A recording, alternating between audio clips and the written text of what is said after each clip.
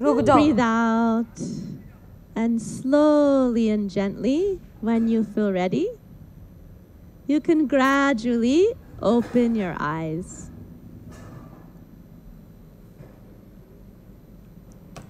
चलो. अब चलो. Good. Namaste.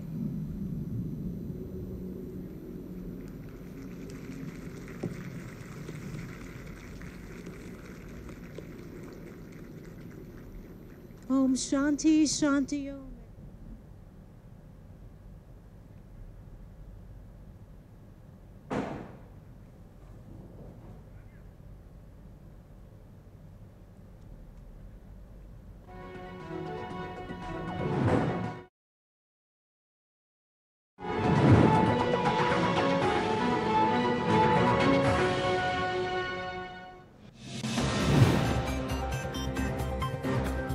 भारत और यूएसए के मोस्ट वांटेड आतंकी को मिला चीन का साथ. ड्रैगन ने साजिद मीर को ग्लोबल टेररिस्ट घोषित होने से बचाया. आतंकी बचाने के लिए किया वीटो का इस्तेमाल.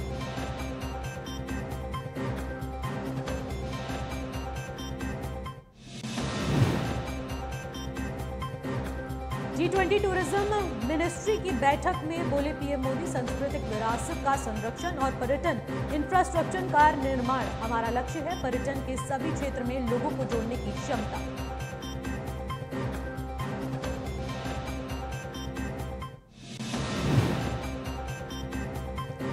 पश्चिम बंगाल पंचायत चुनाव में हिंसा पर कलकत्ता हाईकोर्ट का बड़ा आदेश. पंचायत चुनाव हिंसा की होगी सीबीआई जांच. हिंसा को लेकर जाहिर की नाराजगी, कहा हिंसा शर्म की बात.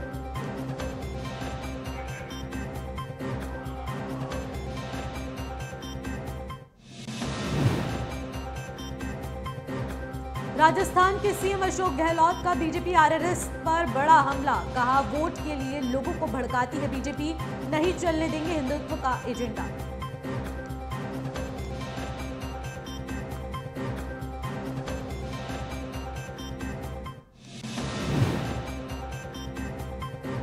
जीतन राम मांझी ने दिल्ली में अमित शाह से की मुलाकात. बेटे संतोष सुमन और केंद्रीय मंत्री नित्यानंद भी रहे मौजूद. एनडीए में शामिल होने की चर्चा तेज.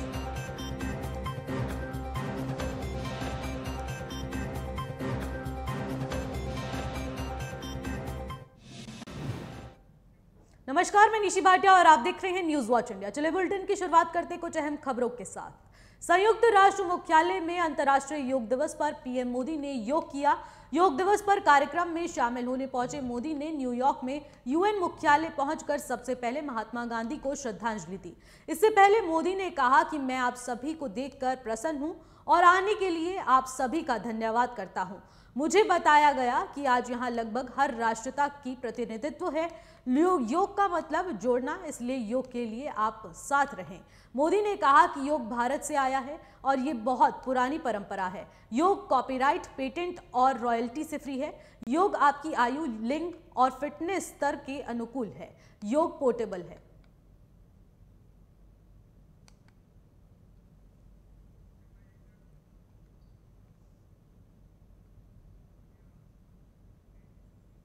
चलिए खबर में आगे बढ़ते हैं, जहां पर दुनिया के सबसे बड़े रईस और टेस्ला के सीईओ एलन मस्क ने आज अमेरिका में प्रधानमंत्री मोदी से मुलाकात की.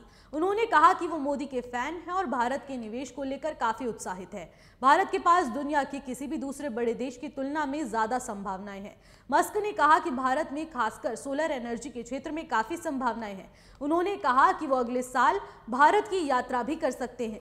बता दें कि प्रधानमंत्री मोदी की अमेरिका की पहली राजकीय यात्रा है. इस मौके पर उनका अमेरिका की टॉप 20 कंपनियों के सीईओ से मिलने का कार्यक्रम है. मोदी के साथ मीटिंग के बाद मस्क ने कहा कि मैं मोदी का फैन हूं. उनके साथ मीटिंग शानदार रही. मैं भारत के भविष्य को लेकर बहुत उत्साहित हूं. मोदी वास्तव में भारत की चिंता करते हैं और आपको बता दें कि वो हमें भारत में बड़ा निवेश करने के लिए बुला रहे हैं.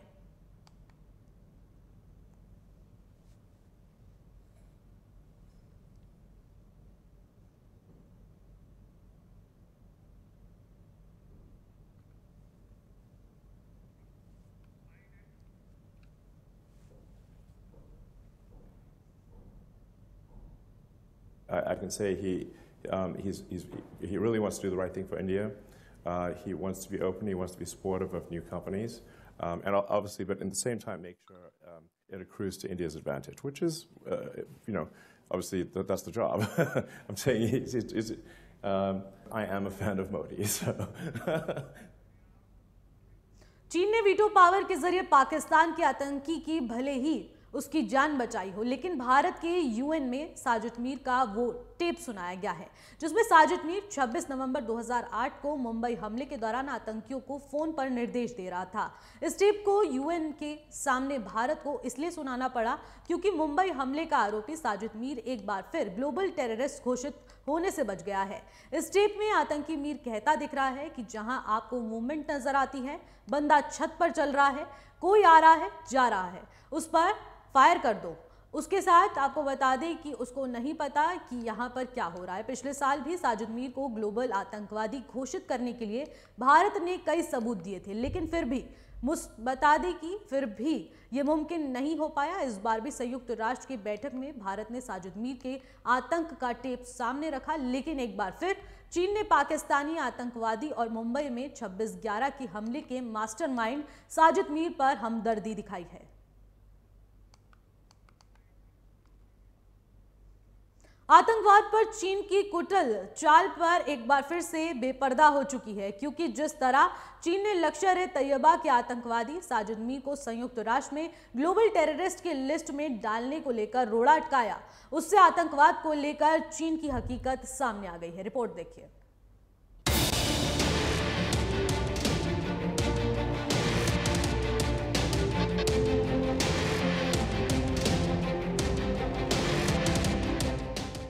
आतंकवाद पर चीन की कुटिल चाल एक बार फिर से बेपर्दा हो गई है। चीन किस तरह आतंकवादियों का आका है ये अब दुनिया देख रही है, क्योंकि जिस तरह चीन ने लश्कर-ए-तैयबा के आतंकवादी साजिद मीर को संयुक्त राष्ट्र में ग्लोबल टेररिस्ट की लिस्ट में डालने को लेकर रोड़ा अटकाया, उससे आतंकवाद को लेकर चीन की हकीकत सामने आ गई है। ये पहला मौका नहीं है जब चीन आतंकियों को ढाल दे रहा हो। इससे पहले भी चीन आतंकियों का मददगार बनता रहा। पिछले साल ही चीन ने संयुक्त राष्ट्र में मीर को नामित करने के प्रस्ताव पर अड़ंगा लगाकर होल्ड कर दिया था और अब इस प्रस्ताव को ही रोक दिया है। इतना ही नहीं, चीन इससे पहले भी कई बार संयुक्त राष्ट्र सुरक्षा परिषद की प्रतिबंध समिति के तहत पाकिस्तानी आतंकियों को ब्लैकलिस्ट करने के लिए लाए गए प्रस्तावों पर रोक लगाता रहा। एक बार फिर से आतंकी मीर को लेकर भी चीन ने वही चाल दोहराई और फिर से लश्कर-ए-तैयबा के आतंकी साजिद मीर को बचा लिया, जो कि 26/11 मुंबई हमलों में मुख्य वांटेड है। भारत ही नहीं, अमेरिका को भी आतंकी मीर की तलाश है, जो कि पाकिस्तान में छिपकर बैठा है।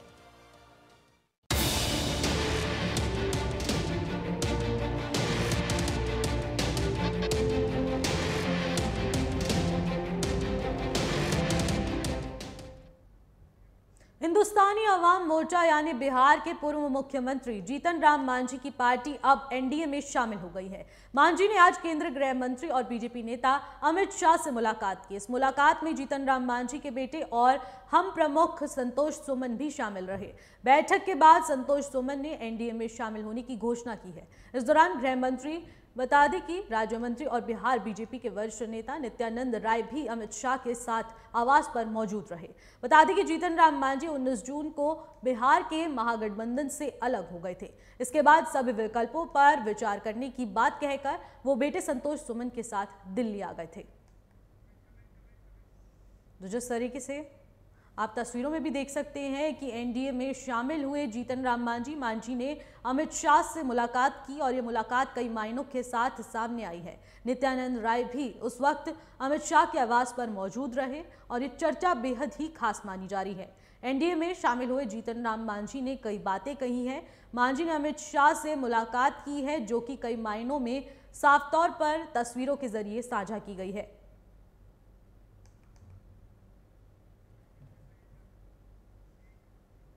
उत्तर प्रदेश में हज यात्रा में गए यात्रियों का एक वीडियो इस समय सोशल मीडिया पर वायरल हो रहा है। मामले में यूपी के पूर्व कैबिनेट मंत्री और बीजेपी नेता मोहसिन रजा ने दावा किया है कि कुछ लोगों ने हज यात्रा के दौरान काबा में देश की बीजेपी सरकार और आरएसएस के नाश की बद्दुआएं की है। मोहसिन ने वीडियो ट्वीट कर कहा कि इनकी जांच कराने के बाद ऐसे लोगों के खिलाफ देशद्रोह का मुकदमा दर्ज होना चाहिए।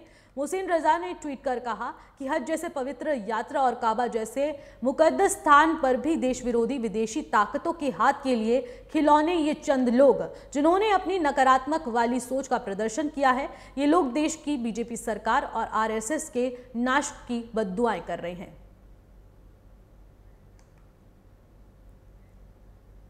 केरल के कोवलम में एक हिंदू पुरुष और मुस्लिम महिला की शादी होने वाली थी, लेकिन चंद मिनट पहले ही पुलिस वहां आ गई और वहां दुल्हन को दूल्हे से दूर करके कथित रूप से जबरन अपने साथ ले गई। वहीं मौके पर मौजूद किसी व्यक्ति ने इस पूरी घटना का वीडियो बना लिया और सोशल मीडिया पर वायरल कर दिया। वायरल वीडियो में दुल्हन चिल्ला चिल्ला कर कहती नजर आ रही है कि वो जाना चाहती है, जबकि पुलिसकर्मी उसे एक निजी वाहन की ओर खींचते हुए ले जाता है। हालांकि बाद में कोर्ट ने दोनों को शादी करने की मंजूरी दे दी थी।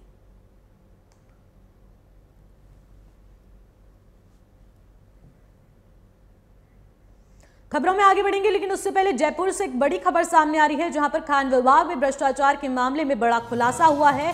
राज्यसभा सांसद किरोड़ी लाल मीणा ने प्रेस वार्ता की है।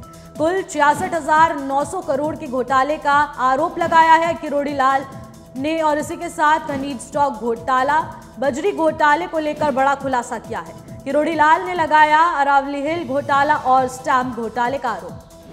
इस वक्त की बड़ी खबर सीधे जयपुर से सामने आ रही है, जहां पर खान विभाग में बड़े खुलासे के लिए प्रेस वार्ता की गई। देखिए, हमारी कोई रणनीति नहीं है, हम सच्चाई के साथ खड़े हैं। इसी के साथ खबर में आगे बढ़ेंगे, जहां पर जयपुर हेरिटेज निगम की मेयर मुनीश गुर्जर निगम में अतिरिक्त आयुक्त राजेंद्र वर्मा के खिलाफ मोर्चा खोल दिया गया है। राजेंद्र वर्मा को निलंबित करने के साथ ही 28 मेयर पार्षद धरने पर मौजूद हैं। फिलहाल सीएम के स्तर पर जांच अभी पेंडिंग है।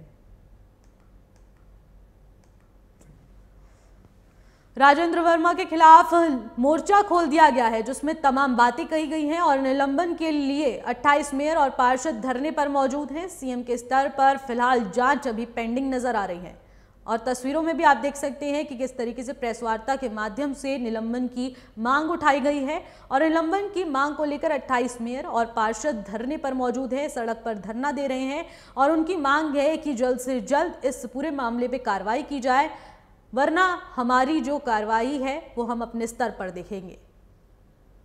जयपुर से ये खबर सामने आई है।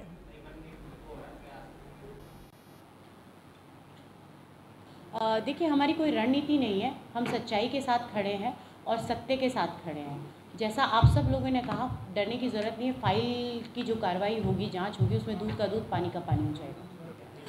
देखिए, आम जनता को सामना करना पड़ रहा था, तभी तो हमें यहाँ बैठना पड़ा, क्योंकि जिस तरीके से सुलभ कॉम्प्लेक्स की फ़ाइल हो या आपदा प्रबंधन की फ़ाइल हो, जिसे सोची साजिश के तहत बढ़ा दिया गया है, तो ये आम जनता से जुड़े हुए मुद्दे हैं जिससे काम बाधित हो रहा था। और जब हमारे साथ अभद्र व्यवहार हो सकता है, फाइलों को अपनी मनमानी मर्जी से बढ़ाया और रीटेंडर तक पहुंचाया जा सकता है, तो जब तक टेंडर्स नहीं होंगे, फाइलें नहीं निकलेंगी, आम जनता के काम कैसे होंगे? तो हमारा मुद्दा दिल्ली से दिल दहला देने वाला मामला सामने आया है, जहां पर मंडावली में स्कूटी सवार बुजुर्ग महिला की नुकीले हथियार से हत्या कर दी गई।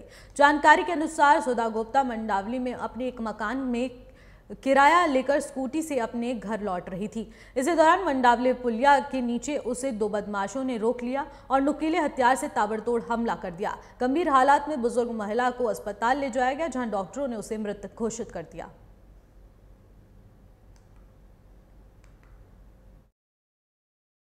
देखिए क्या हुआ, मैं अभी डीसी से वहाँ थी एडीएम्स में, के बाद अपनी कुछ प्रॉब्लम लेके गई थी, यहाँ की समस्याएं थी, तो वहाँ मुझे कॉल आया, एक आया, दो आया, तीसरा आया। जब मैं डीसी कमरे से निकली तो मैंने पूछा क्या बात है, कह रहे थे एक महिला जा रही थी, उसका मर्डर हो गया। वो लेडीज़ का मर्डर हुआ, इस पुलिया के नीचे इतनी जनता जा रही है, इतने लोग जा रहे हैं, उनके सामने ऐसा हुआ, बताओ हमारी महिला कहाँ सेफ है? ये मुख्यमंत्री कहते हैं कि मैंने जगह जगह कैमरे लगवाए, वो क्या सेफ है? उस लेडीज़ को मार दिया, मगर इसके आगे कोई नहीं आया। उसी टाइम पुलिस को भी किसने फॉर्म किया मुझे नहीं मालूम। अब उस लेडीज़ को लेके चल मेट्रो में गए, तो देखिए ये दिन दिहाड़े ऐसा होना। अलीगढ़ के थाना लोधा इलाके में जगतपुर में शादी समारोह में डीजे पर डांस करने को लेकर जमकर मारपीट हुई। बताया जा रहा है कि लड़की पक्ष और लड़का पक्ष शादी की रस्म में व्यस्त था। वहीं कुछ आस पड़ोस के लोग शराब पीकर शराब पार्टी कर रहे थे और डीजे पर डांस के दौरान शराब के नशे में धुत लोगों ने कहासुनी कर दी। कहासुनी होने के साथ साथ मारपीट हुई, जिसमें लड़की पक्ष से दुल्हन और उसके परिवार वाले घायल हो गए। सूचना पर थाना पुलिस ने लड़की पक्ष से घायल हुए लोगों की सीएचसी नेहरा में इलाज के दौरान भर्ती कराया और दुल्हन के भाई ने गांव के ही कई लोगों के खिलाफ तहरीर दी है। पुलिस मामले की जांच में जुट चुकी है।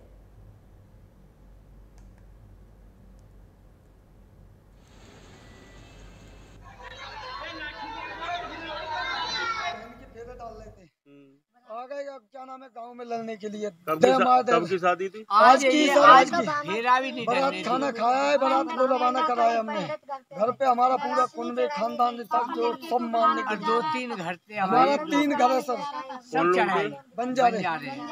तुम लोग कौन हो? बंजारे हम भी। दूसरी पार्टी का क्या नाम है? बंजारे ही हो सूबेदार सूबे उनका पूरा।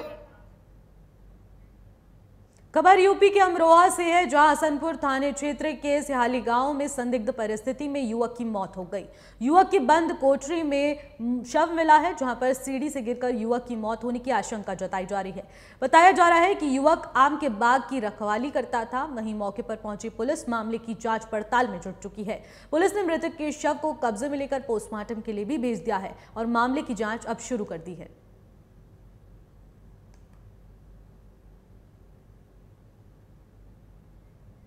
तो जिस तरीके से एक मामला सामने आया है, जहां पर अब मामले की जांच शुरू हो चुकी है, जहां पर एक कोठरी में युवक का शव मिलता है, जिसके पास आसपास के इलाकों में हड़कंप मच जाता है। सीढ़ी से गिरकर युवक की मौत की आशंका जताई जा रही है, लेकिन वहां के हालात कुछ और ही बयां कर रहे हैं।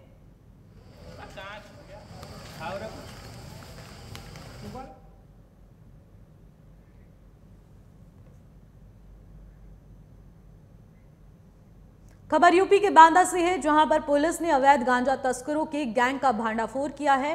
पुलिस ने अवैध गांजा तस्करी करते हुए 3 आरोपियों को गिरफ्तार कर लिया है और भारी मात्रा में 30 किलो अवैध सूखा गांजा और स्कूटी भी बरामद की है। पुलिस का कहना है कि आरोपी आसपास के जिलों में भी तस्करी किया करता था।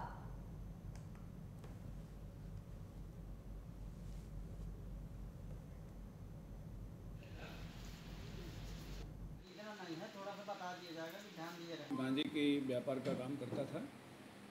3 अभियुक्तों की गिरफ्तारी हुई है, जिसका सरगना रोहित पटेल बवेरू का रहने वाला है। 2 अन्य अभियुक्त पकड़े गए हैं, जिनके कब्जे से लगभग 30.4 किलोग्राम गांजा बरामद हुआ है, जिसकी बाजार में कीमत लगभग 4.5 लाख रुपए है। एक का होंडा एक्टिवा स्कूटी भी बरामद हुई है, जिस पे लोग बिक्री करते थे और इन लोगों को गिरफ्तार करके जेल भेजा जाए।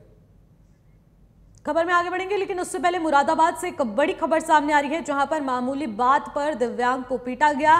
दिव्यांग ने लगाया दबंगों पर मारपीट का आरोप। सोशल मीडिया पर वीडियो हुआ तेजी से वायरल। बच्चों के विवाद में दिव्यांग को पीटा गया और मोनाठेर थाने इलाके के बाग का मामला बताया जा रहा है। इस वक्त की बड़ी खबर हम आपको दिखा रहे हैं, जहां पर बच्चों के विवाद को लेकर ये मारपीट हुई है। मोनाठेर थाने का ये मामला बताया जा रहा है। मुरादाबाद से बड़ी खबर, जहां पर मामूली बात पर दिव्यांग को पीटा गया। दिव्यांग ने लगाया दबंगों पर मारपीट का आरोप। सोशल मीडिया पर वीडियो हुआ वायरल। बच्चों के विवाद को लेकर दिव्यांग को पीटा गया। मोनाठेर थाने इलाके के बगा का यह मामला बताया जा रहा है। मुरादाबाद से इस वक्त की बड़ी खबर।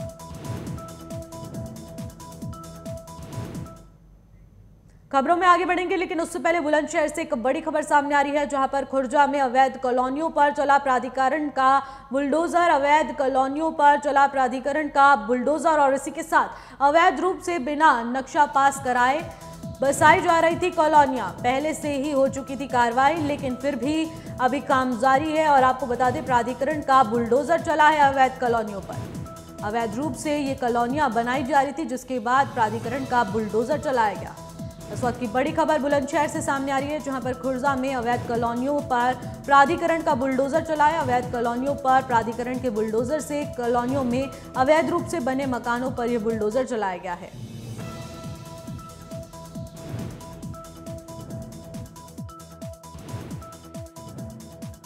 आज खुर्जा विकास प्राधिकरण के द्वारा हमारे उपाध्यक्ष महोदय के निर्देश के क्रम में एक ध्वस्तीकरण की कार्रवाई की गई, जिसमें आज 2 कॉलोनियाँ तोड़ी गई। एक मनीष बंसल और जानकी प्रसाद के द्वारा लगभग 3 बीघे में झांझर रोड पर ग्राम ढाकर में विकसित की जा रही थी। दूसरी कॉलोनी श्री भानु प्रकाश द्वारा जो लगभग 7 बीघे में थी, उसको ढाकर में वो भी थी, उसी को भी ध्वस्त किया गया है। और ये दोनों कॉलोनियाँ अवैध थीं। इनका प्राधिकरण के द्वारा कोई मानचित्र स्वीकृत नहीं कराया गया था।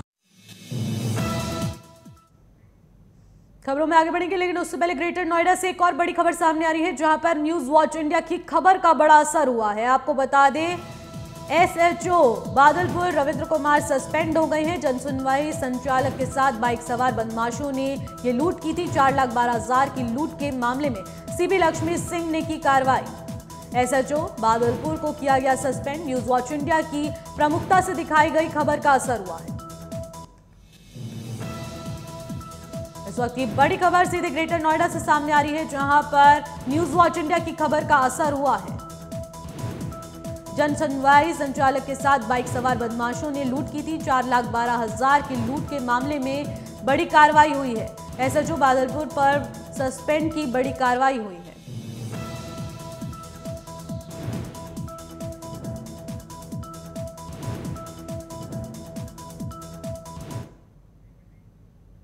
खबर में आगे बढ़ेंगे, लेकिन उससे पहले मैनपुरी से एक बड़ी खबर सामने आ रही है, जहां पर आकाशीय बिजली की चपेट में आने से किसान की मौत हो गई है। खेत में जानवर चराते समय किसान पर गिरी आकाशीय बिजली। थाना कुर्रा के बदादे की टिकराहार की घटना बताई जा रही है। इस वक्त की बड़ी खबर हम आपको दिखा रहे हैं। बड़ी खबर सीधे मैनपुरी से सामने आ रही है, जहां पर आकाशीय बिजली की चपेट में आने से किसान की मौत। खेत में जानवर चराते समय किसान की मौत हुई है। इस वक्त की बड़ी खबर सीधे मैनपुरी से, जहां पर आकाशीय बिजली की चपेट में आने से किसान की मौत।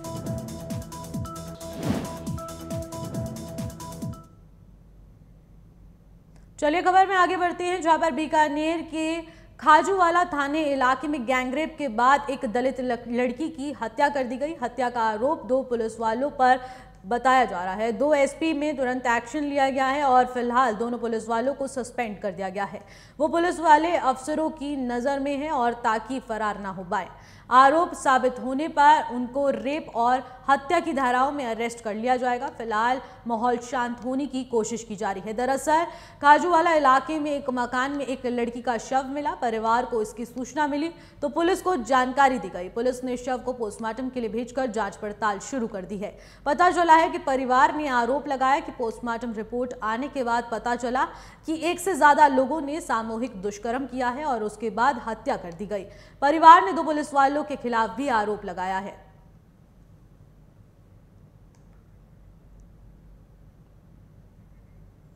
गाजियाबाद की स्वास्थ्य टीम ने हरियाणा के स्वास्थ्य टीम के सहयोग से थाना लोनी क्षेत्र के अशोक विहार कॉलोनी में भ्रूण लिंग परीक्षण करने वाले रैकेट का भांडाफोड़ किया है। स्वास्थ्य विभाग की टीम की ओर से लोनी में एक मकान में अवैध रूप से पोर्टेबल मशीन से अल्ट्रासाउंड कर भ्रूण लिंग परीक्षण किया जा रहा था। स्वास्थ्य विभाग की टीम ने मौके पर छापा मार के 2 अभियुक्तों को गिरफ्तार कर लिया है और आरोपियों से बरामद पोर्टेबल मशीन को स्वास्थ्य विभाग की ओर से सील कर दिया है।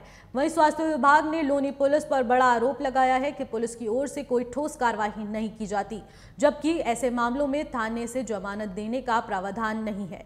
लेकिन फिर भी आरोपियों को थाने से जमानत देकर छोड़ दिया जाता है, जिसकी वजह से भ्रूण लिंग परीक्षण को बढ़ावा मिल रहा है।